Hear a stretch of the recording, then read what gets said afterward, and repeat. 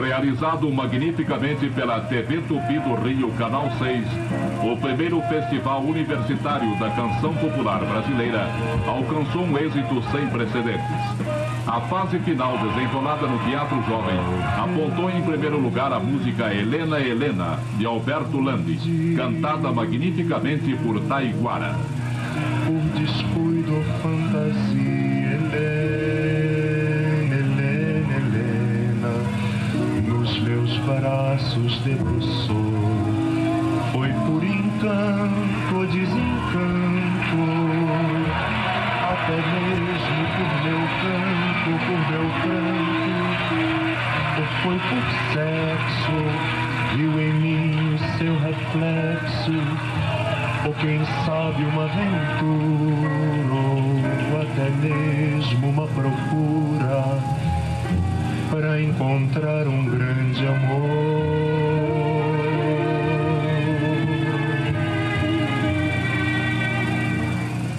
Mas hoje eu sei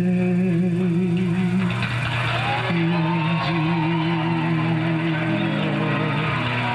por faltar telefonema, Helena, Helena, Helena, nos meus braços pernoitou. Foi por acaso, por um caso, ou até mesmo por costume, pra sentir o meu perfume, dar amor por um programa, dar seu corpo num programa. Hoje vai e nem me chama, um adeus é o que deixou. Talvez um dia, por esperança ou ser criança, deixei Helena com seus braços me guiar. Fui sem destino, tão menino, e hoje eu vejo desatino. Estou perdido numa estrada, peço ajuda a quem passa. Tanto amor pra dar de graça, e todo mundo acha graça desse fim que me levou. Maria Helena e seus homens de renome, entre eles fez seu nome, e entre eles se elevou. Foi sem amor, foi sem pudor, mas hoje entendo o jeito desses pra salvar seus interesses. Dar seu corpo custa nada, e com ar de apaixonada em suas rodas elevadas, seu destino assegurou.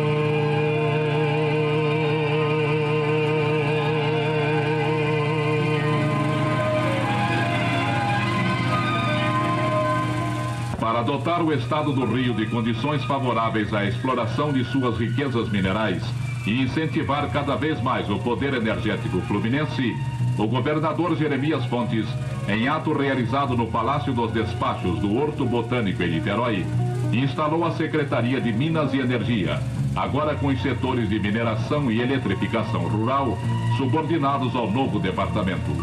O secretário Nilo Peçanha Siqueira foi o primeiro orador da solenidade.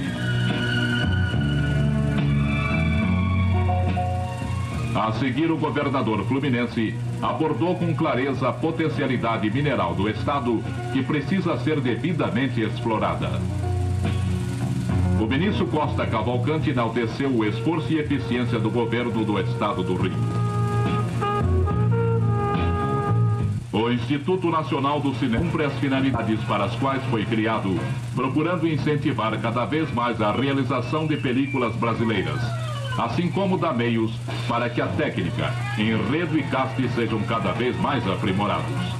Famosos artistas da TV são levados ao cinema em divertidos filmes como este que reúne Ted Boy Marino e Renato Aragão, numa comédia bem a gosto do nosso público.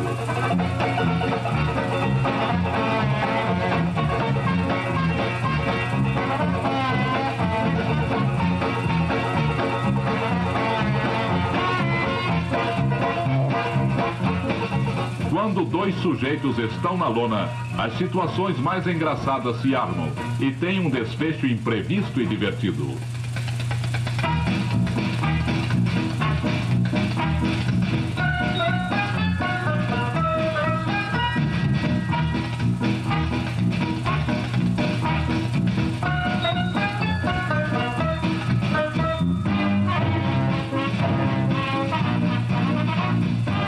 Não basta somente ser ator e famoso. Às vezes o artista tem que ser verdadeira acróbata para fazer uma sequência como esta.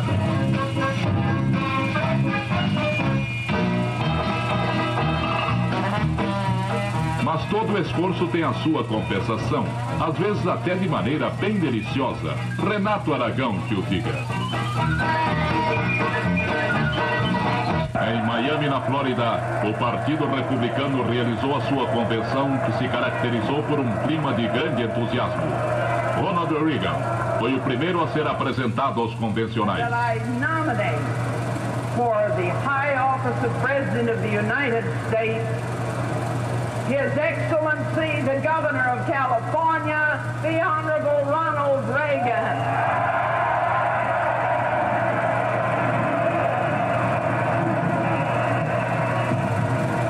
A seguir, Nelson Rockefeller, forte candidato. That I place in nomination an extraordinary human being, the man most qualified to be President of the United States, the man for our time, Nelson Rockefeller.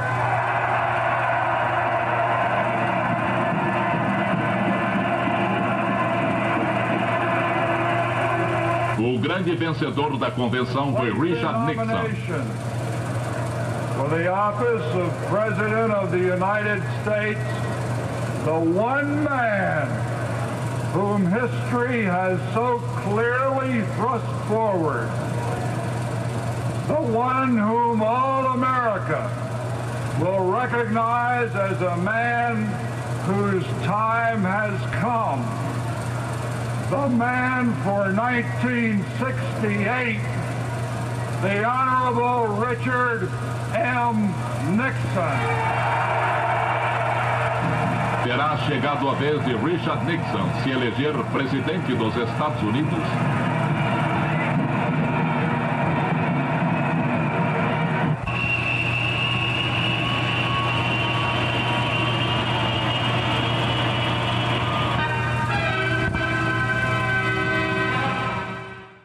Olá pessoal, tudo bem? Começa agora mais um Documento Rio Preto, programa que você já sabe é produzido em parceria com o jornalista e documentarista Fernando Marques. E no programa de hoje vamos voltar a falar dos cinejornais, né? Os tão falados cinejornais que a gente sempre mostra aqui, os de Rio Preto, Cometa Filmes, JC Filmes, Dia e Noite na tela. Mas o que pouca gente sabe é que no Brasil inteiro tinha os cinejornais também, cada cidade tinha o seu.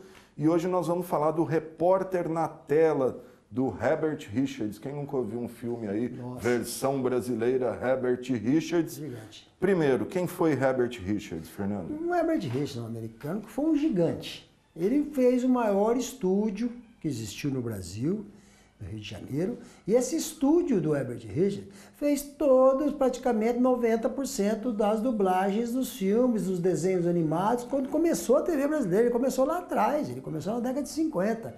Então tudo tinha lá a versão brasileira Herbert Richards.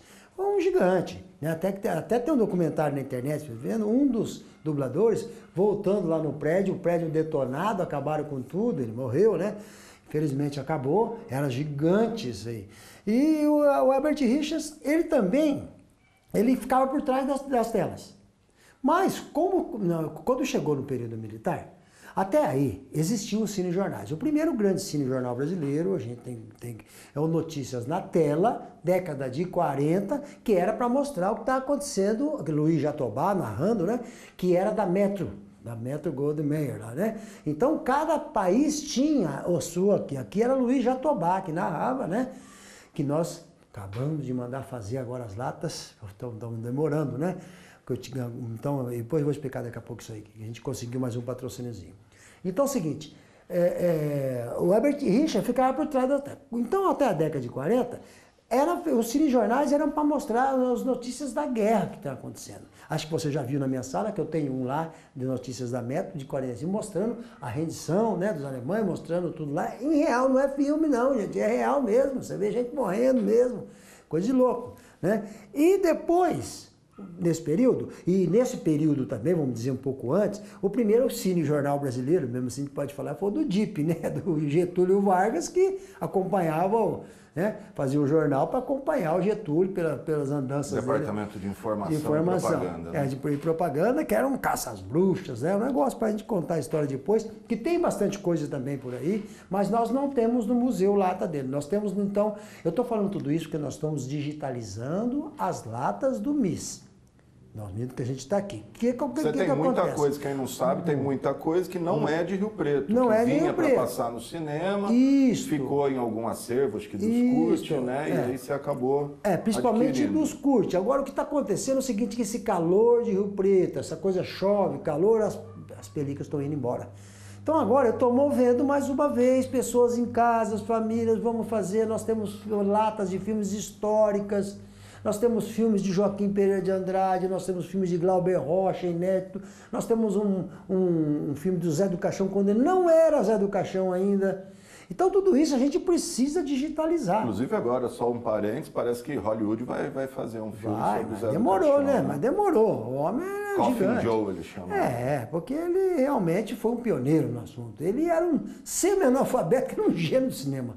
Eu tenho que falar a verdade, nesse gênero ele foi um gênio. Então, gente, nós temos essas latas, e eu tinha lá 6 latas. Eu estava explicando o seguinte, então até o primeiro foi o do DIP, né, do Getúlio, que era uma coisa para acompanhar o presidente, depois veio Notícias da Metro, né, que passava em todos os cinemas antes das sessões de cinema, para mostrar as notícias da guerra, né? Aí depois, que terminou a guerra, o cinema hollywoodiano ficou aquela coisa, o cinema neorrealista italiano mostrando as ruínas, o alemão então nem se fala, né? O neorrealismo também, situação difícil, né? E aí, quando começa de novo essas partes de ditadura, né? Começa a voltar a ditadura na Argentina, no Chile, no Brasil, aí então começa então a ser obrigatório, antes das sessões do cinema, ter um cinejornal que era patrocinado pelo governo, claro. Então mostrava mais, você vê aquelas coisas mostrando o governo fazendo, e as músicas militares, assim vai. E nisso entrou, Rio Preto entrou com a Cometa Filmes, o JC já foi um pouco mais. A Mauri não deixou muito, já tinha boêmio, né? Boêmio comercial. Já tinha bossa nova, já tinha jazz, já tinha a abertura era do The Who, né? A abertura do The Who, para ter uma ideia da diferença, né? E então vários cinejornais falaram, opa, aí que tá a coisa. Então aí entra no Rio de Janeiro o Niemeyer com o Canal 100, que não era só futebol que ele fazia tudo. Filmava de um jeito diferente, né? O Niemeyer, em São Paulo, o Primo Carbonari, que já vinha na década de 50 acompanhando o governador e tal. O Primo Carbonari é pioneiro mais do que que já vinha, e veio em Rio Preto em 1957 acompanhar o governador Jânio Quadros, né? E foi a primeira vez que Rio Preto foi visto. Então a importância. E depois, então, o Herbert Richards chegou no meio da década de 60, 70, a hora que ele viu que os militares não iam entregar o poder, porque as pessoas em casa, os mais novos, não sabem. Eles entraram, os militares, deram o golpe, fizeram e falaram, nós vamos ficar arrumar a casa. Um ano e a gente faz a eleição. Só que esse foi, e em 68 estabelece o AI-5, e aí o Herbert Richards vem e faz o Herbert Richards na tela, justamente nesse período do AI-5, Que chama Repórter na Tela. É um pouco fanista, porque era para mostrar o governador do Rio de Janeiro pelas andanças, tudo, mas tem muita coisa boa, tem coisa de futebol. Tem um impagável que vocês vão ver aí, um impagável. Um jogo, acho que Botafogo e Flamengo, coisa, que foi um jogo horrível, e o texto é do Nelson Rodrigues. É o maior texto que eu já vi da história do futebol. Ele fala que a natureza agradece as pessoas que não foram ao campo assistir, uma desgraça. É fantástico, vocês vão ver. E tem muita coisa aí de novela, tem novela, de cinema, as novidades da época, de Paris, do Rio de Janeiro. É muito bacana. Nós temos essas 6 latas, né? Mandamos fazer agora, estão aí, que beleza, né? Uma maravilha. E vamos assistir algumas aí. Alguns, né? É isso que eu ia falar. Por que a gente está passando isso? Porque as latas dos filmes originais estavam em posse do Fernando e ele digitalizou, capturou. E agora nós vamos exibir algo que talvez tenha passado 1, 2 vezes no cinema. Olha, eu não vi na internet, não existe um repórter na tela. Nós temos também um que é o próximo. E devem ter vários, porque é número 557, Sim, 558. muito, mas nós temos apenas 6. Centenas, né? Nós temos apenas não. O Museu de São José do Rio Preto tem um tesouro, tem 6 repórteres na tela. E nós temos um pan-americano, um jornal pan-americano fantástico da década de 50. Essas latas também vão ser as próximas, mas nós precisamos da ajuda dos riopretenses para a gente fazer isso. Puder nos ajudar a fazer, porque também, né, a gente mostra aqui no programa, tanta gente que ajudou no JC Filmes, né? Então nos ajude a fazer, entre em contato com a gente aí, pode entrar em contato com a TV Câmara, com o Gama, que fala comigo, para a gente pegar esses tesouros e mostrar para vocês. O povo adora ver esses cinejornais. Adora. Mandar um abraço pro Malagoli, encontrei ele outro dia no clube, falou que adora o programa, cobrou a volta dos inéditos, falei, calma, a pandemia parou tudo. E Malagoli, nós temos que fazer um filme sobre Malagoli. O Malagoli foi fantástico.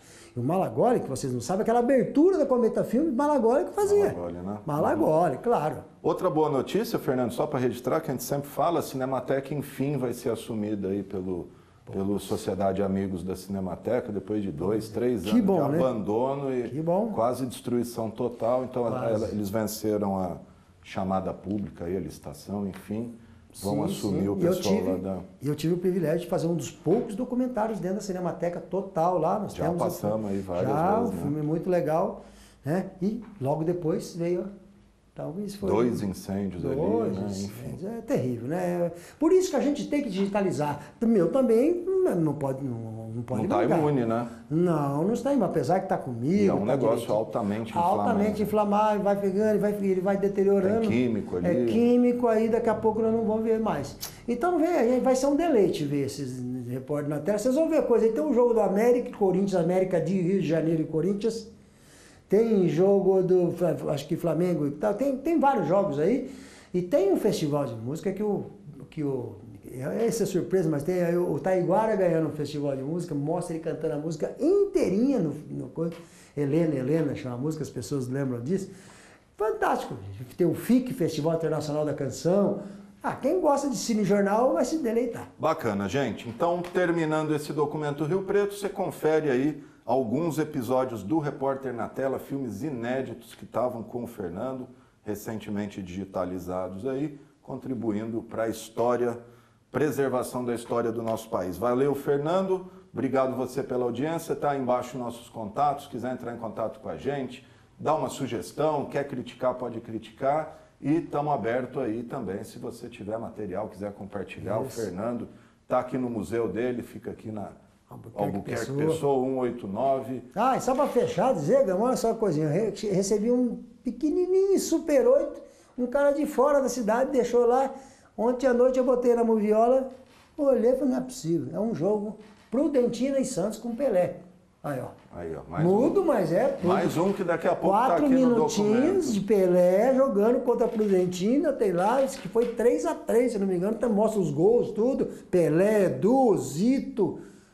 Aliás, Pelé que não está nada bem, está se recuperando aí de um câncer, né? Pois Enfim, então mais um documento aí para a gente mostrar Uma hora vamos fazer um só de futebol, mostrando essas coisas, tudo que a gente tem de futebol. Vamos cortar o do repórter na tela, vamos comprometer para vocês, o pessoal que gosta de futebol, vamos cortar o do JC, vamos cortar o do Cometa, do repórter na tela. Coisa, né? Só de futebol, o povo em casa morrer. O cara grava em casa, grava o programa, não tem problema não. É para isso mesmo. Tá tudo na internet também, entra lá no YouTube, TV Câmara Rio Preto, Documento Rio Preto, tem mais de 130 programas lá. Para você se divertir, desde 2015 o programa, hein? Só não pode guardar na gaveta. Quem está guardando na gaveta não está ajudando a gente a contar a história. Por favor, traga os filmes para a gente devolve o original. Mas vamos... Você está perdendo. Cada minuto que passa é menos um que essa do filme. É isso aí, gente. Um grande abraço, até a próxima e fica aí com o repórter na tela de Herbert Richards.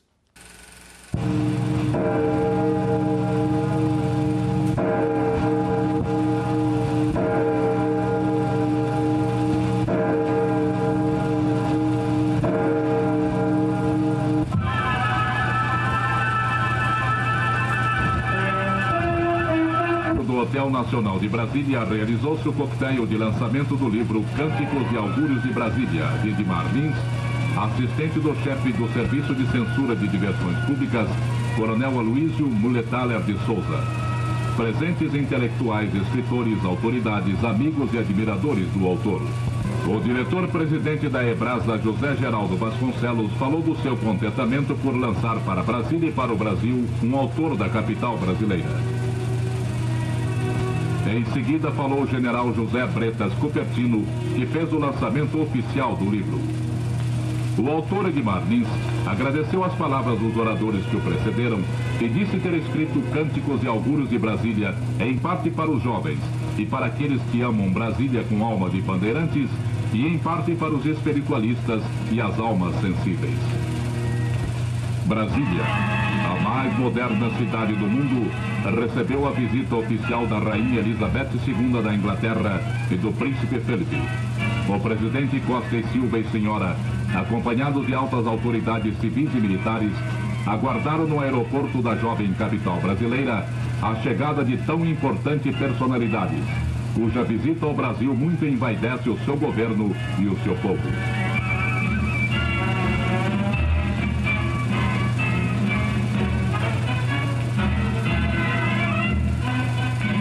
No Palácio da Alvorada, a Rainha Elizabeth e o Príncipe Felipe foram recebidos pelo chefe da nação, ocasião em que presentes foram trocados e condecorações concedidas.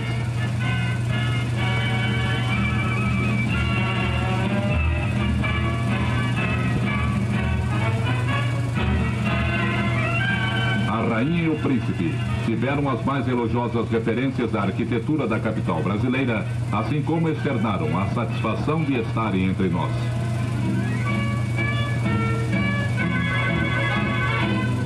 A visita ilustre não se limitou apenas aos programas oficiais. Eles estiveram em contato com o povo, ocasião em que puderam testemunhar o alto grau de estima que lhes devota a nossa gente, que com bastante carinho e entusiasmo os saudou todas as vezes em que a oportunidade apareceu. O Brasil se sentiu honrado com a visita e todo o seu povo faz votos que a estada entre nós da Rainha Elizabeth II e seu esposo, Príncipe Felipe, também lhes tenha sido agradável, tanto quanto foi para nós. O carioca acompanhou o sensacional pleito nos Estados Unidos através de um imenso placar e um serviço de informações completo, instalado no hall da Embaixada Americana. Grande número de membros norte-americana acompanharam passo a passo o desenrolar da luta entre Nixon e Humphrey, através de precisas e constantes informações da Voz da América diretamente para o Brasil.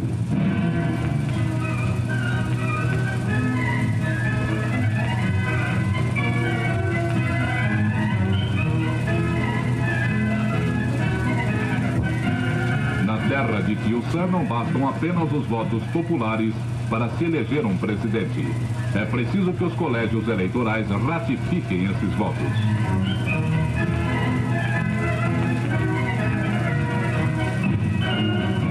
Por isso eles são tão importantes. E à medida que a votação de cada estado vai chegando, aí sim, delineia-se pouco a pouco a vitória positiva de um dos candidatos.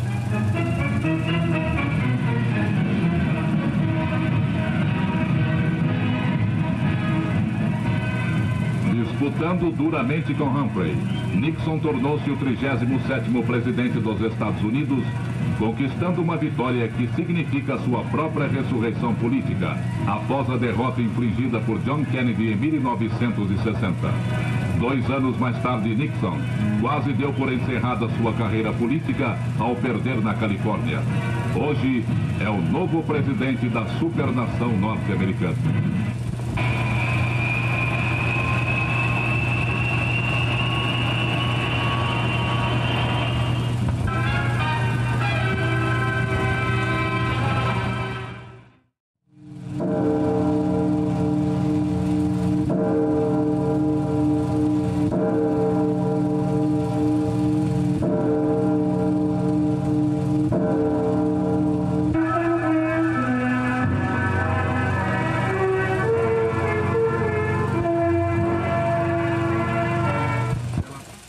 Cidade maravilhosa ganha a cada dia que passa novos admiradores e, consequentemente, vai adquirindo cada vez mais o interesse popular.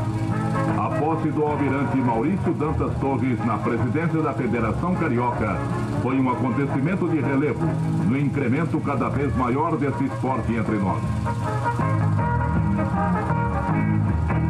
Até uma nova geração está sendo preparada para, quem sabe, trazer muitas glórias para o nosso país, arrancadas com arrojo e perícia nas pistas internacionais. O destino do automobilismo na Guanabara, sob a presidência do almirante Maurício Dantas Torres, será sem dúvida de grandes conquistas para a nossa federação. O ministro dos Transportes, Mário Andreasa, foi homenageado na capital do estado do Rio em cerimônia realizada na Assembleia Legislativa, ocasião em que recebeu o título de cidadão fluminense. A cerimônia foi presidida pelo deputado Raul de Oliveira Rodrigues e contou com a presença do governador Jeremias Fontes e autoridades do estado. As qualidades de administrador e político do ministro Andreasa foram ressaltadas na homenagem que recebeu dos 3 poderes, principalmente a sua grande coragem e dedicação em tornar realidade um grande anseio do povo da Guanabara e do estado do Rio, que é a ponte Rio-Niterói.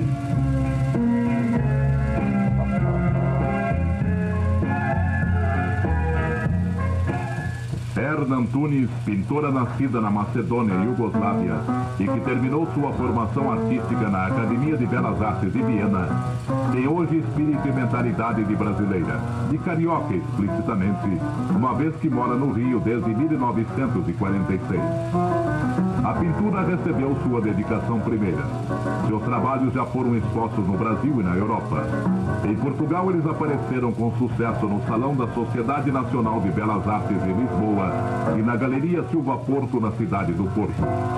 Hoje, Erna Antunes tem paixão por motivos brasileiros e sua influência bizantina se faz sentir com vigor em seus trabalhos, todos da mais alta qualidade artística.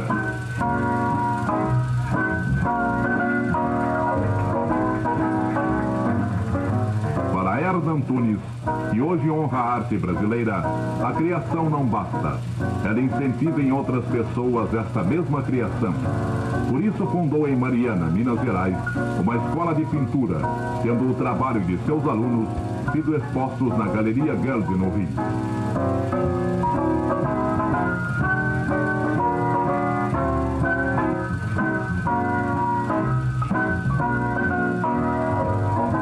Os trabalhos da pintora Erna exigem sempre um longo período para iniciar e complementar.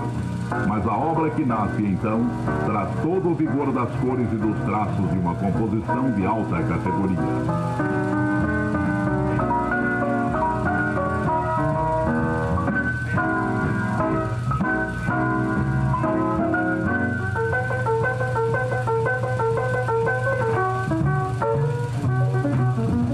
Muitos artistas oriundos de outros países da Europa têm procurado o Brasil e aqui encontram uma terra que marcha vigorosamente em busca do seu grande destino e marcham conosco enriquecendo a nossa arte. Uma festa que os londrinos recordarão com saudade. A eleição de Miss Mundo 1968. Um buquê maravilhoso de lindos palminhos de caras e inúmeras outras qualidades. 50 senhoritas participaram do concurso, que é todos os anos realizado na capital inglesa e sempre aguardado com grande interesse.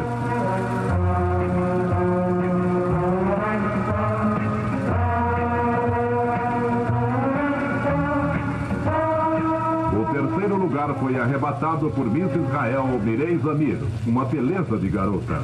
O segundo lugar coube ao Reino Unido, representada por Kathleen Wesley.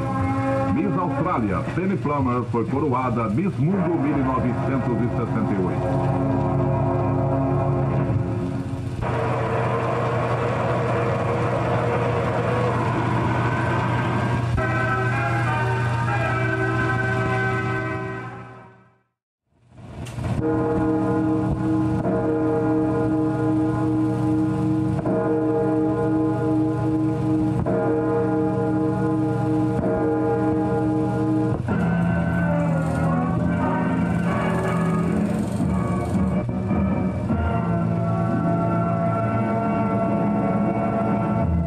Excelente abertura oficial da Fórmula Ford no Autódromo Internacional do Rio de Janeiro.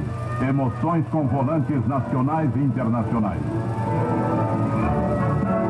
Luiz Pereira Bueno, corredor da escuderia Smart de Stirling Moss, é um volante que envaidece o automobilismo nacional. Todos esperavam uma grande vitória de Emerson Fittipaldi nesta bateria. Nos dias de hoje, as mulheres competem com os homens até nas corridas de carros. Ricardo Achard é outro dos grandes volantes nacionais. A Mellen de Luizinho Pereira Bueno está pronta para a largada.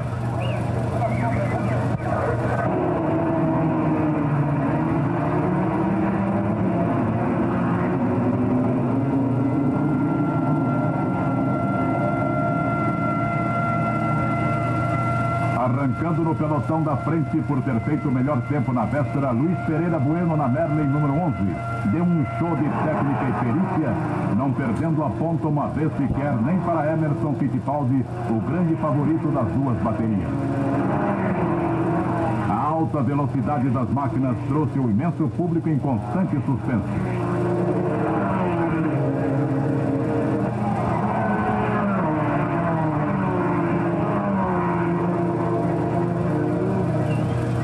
Por mais que se esforçassem os pilotos participantes da emocionante prova, jamais conseguiram tirar Luizinho Bueno da dianteira. Uma corrida perfeita do grande corredor nacional.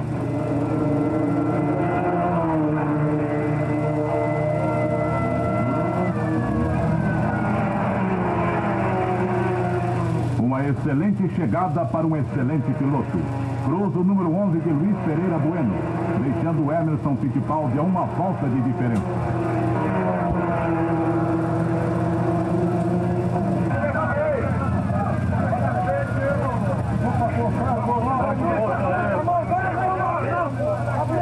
O piloto oficial da escuderia de Stirling Moss, Luiz Pereira Bueno, venceu tranquilo a primeira bateria.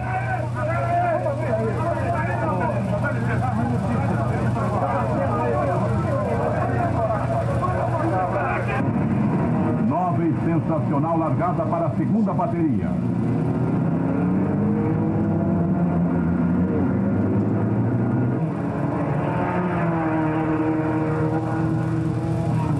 O público assistiu um pega sensacional entre Emerson Fittipaldi, número 1, Luiz Pereira Bueno, número 11, e Ricardo Achard, número 22. Com apenas 2 voltas, o carro 11 de Pereira Bueno teve a sua suspensão quebrada. A corrida ficou entre Emerson e Achard.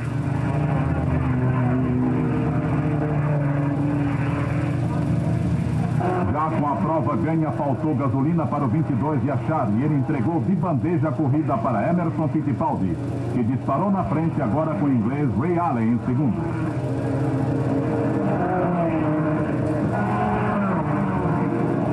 Emerson Fittipaldi cruza a linha de chegada vencendo a segunda bateria. 2 provas sensacionais vencidas pelos 2 maiores volantes brasileiros, Luiz Pereira Bueno e Emerson Fittipaldi. A Inglaterra exporta uma nova moda para os que gostam de esportes excêntricos. Este monociclo poderá divertir o seu possuidor de 1000 maneiras. Mas, inicialmente, ele deve aprender a ficar em cima dele, o que não é uma tarefa das mais fáceis. Para a juventude para frente de hoje, nada melhor e mais emocionante.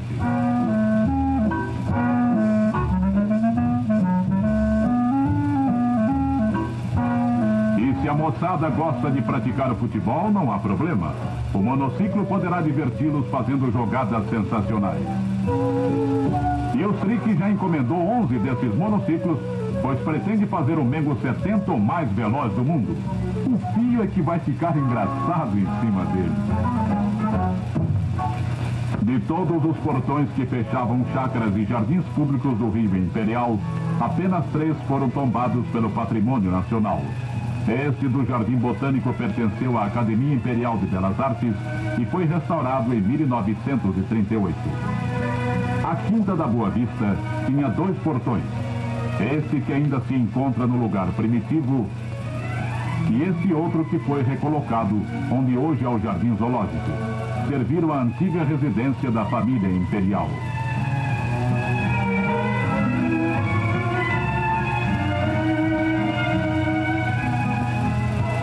Este pertenceu à antiga fábrica de pólvora, criada na época de Dom João VI.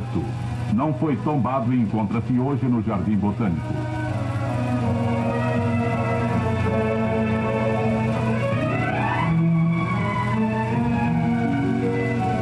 Ao amor do público, diz uma inscrição nesse, que pode ser visto ainda hoje no passeio público na Cinelândia. Os portões são, junto com o Largo do Boticário no Cosme Velho, os últimos traços de um rio, onde a vida corria calma por trás das chácaras e jardins. Assim como as velhas casas, são sentinelas silenciosas de uma época, da nossa vida, da nossa história.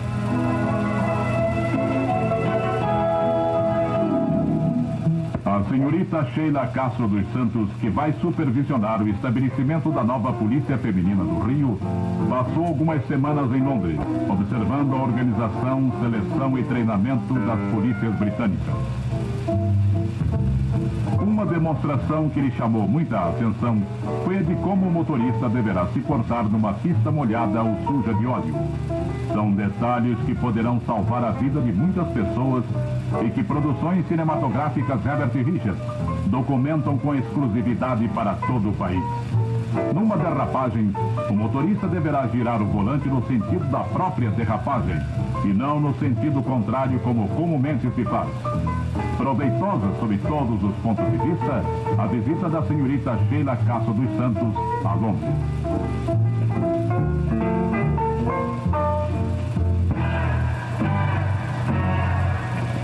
A nova moda chegou da Europa para homens e mulheres, principalmente para os homens.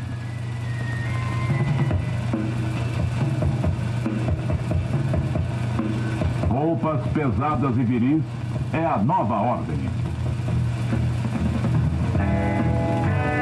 Os costumes não são bem para o nosso clima, mas vale a pena vê-los e admirá-los.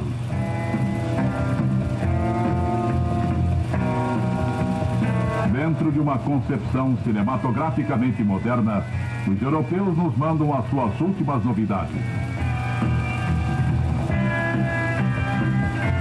Excelentes os trajes. Chegamos mesmo a lamentar o nosso clima quente. Quase 3 vezes consecutivas por uma artimanha da tabela, América e Corinthians jogaram a terceira tirateima no Maracanã. Derrotado 2 vezes em São Paulo, os diabos afirmaram que não perderiam no Rio, o que realmente aconteceu. O campo pesado dificultou os 2 times, mas o América esteve sempre melhor. Suas oportunidades foram sempre boas.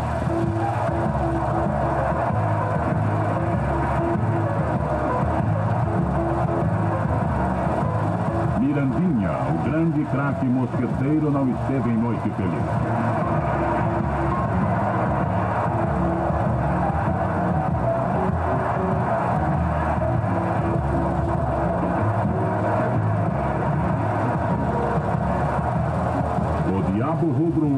estava mesmo endiabrado.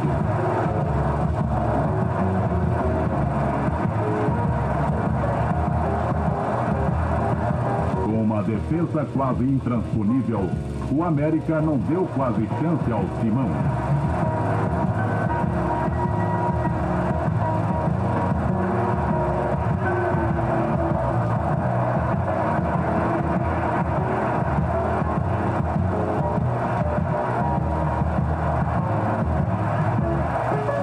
O paraguaio vai aproveitar um grande lance para marcar o segundo gol americano. O primeiro foi uma pichotada tão grande de Ado que até preferimos não mostrar.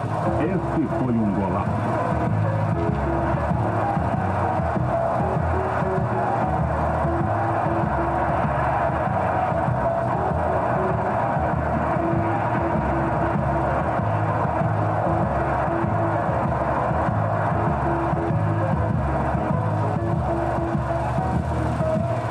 Na segunda etapa, o Corinthians, temendo uma goleada, apelou para o jogo duro, mas o América não se intimidou. Parecia até que o América queria uma vingança, e Antônio Carlos aumentou para 3-0 após magistral passe de Edu.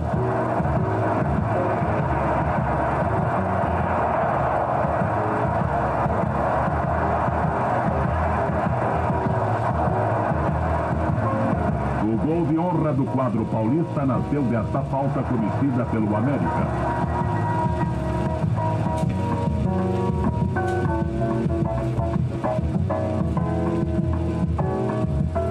Rivelino diminui para 3-1. Ambos desclassificados. Mas que foi uma vingança, foi.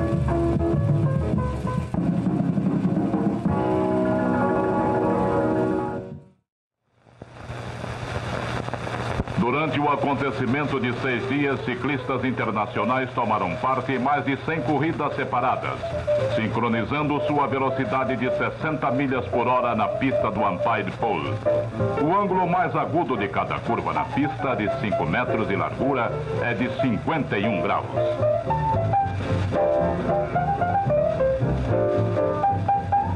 Entre os participantes, o belga Julian Stephens, o campeão mundial de velocidade lá em Nürburgring, o italiano Carlo Roncati e Fritz Spennefer, da Suíça.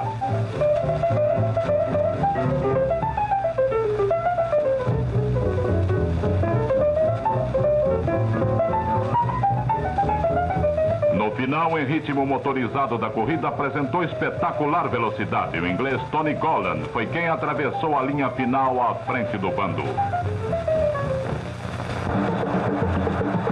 Fluminense e Botafogo mostraram um dos mais pobres espetáculos de futebol de que se tem notícia quando jogaram no Maracanã pela Taça Nacional de Clubes.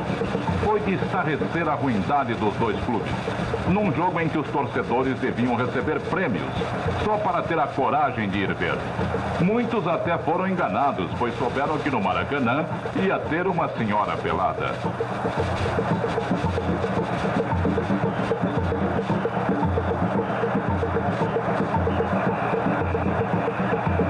Atualmente é um pavor jogar contra o Fluminense. Corre-se o risco de pegar ruindade. O Celefogo de outras épocas hoje pode ser chamado de Já Deu Fogo.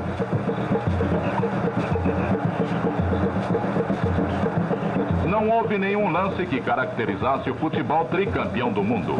Se cada jogada ruim pegasse um dia de cadeia, os 22 jogadores estariam com prisão perpétua. Até o Félix andou louco para cercar um frango. O que atrapalhou um pouco os jogadores foi o ronco da torcida, deitada nos degraus da arquibancada com somente alguns acordados. Duralex, no apito tivemos o Armandex. Félix foi o único que trabalhou com hora extra. A segunda etapa, sim, foi pior do que a primeira. O Fluminense parece que perdeu o mapa da mina e o Botafogo atualmente só joga para empatar. Em algumas vezes tentou o tento da vitória que acabou por não vir, para desespero da sua torcida de 18 pessoas. É incrível como os grandes times cariocas entram num campeonato nacional sem preparo e no mesmo pé de igualdade com os mais modestos de outras capitais. Exceção, é claro, para o Flamengo, que está estraçalhando no momento. Nesse lance, Lula bem que poderia ter marcado, mas preferiu não acordar os torcedores. Péricles de vez em quando levanta da rede para pegar uma ou outra maricota esvoaçante, enquanto a linha cansava de perder gols certos.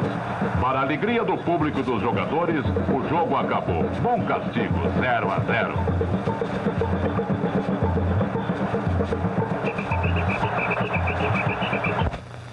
O navio Patrulha Penedo foi incorporado à Marinha de Guerra em solenidade realizada no cais do Arsenal de Marinha e com a presença do ministro Adalberto de Barros Nunes, do chefe do Estado-Maior da Armada Almirante Silveira Lobo e altas autoridades navais, com comando na área do 1º Distrito Naval.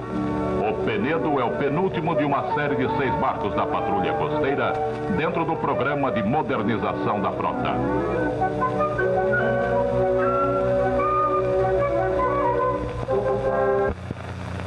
O governador do estado presidiu a solenidade de posse da diretoria da Federação das Indústrias do Estado da Guanabara, que foi saudada em nome do Conselho de Representantes pelo industrial Nuni Kaufmann, enfatizando a unanimidade do apoio à nova administração da entidade.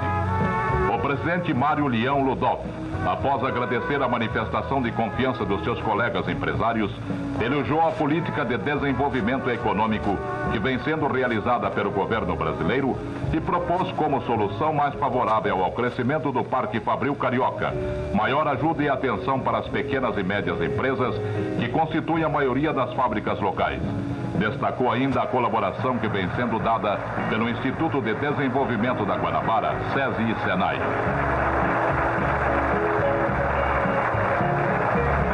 Antes de encerrar a cerimônia, o governador Chagas Freitas afirmou que a ação do seu governo depende da colaboração da indústria e, para isso, sempre contou com a Federação das Indústrias do Estado da Guanabara.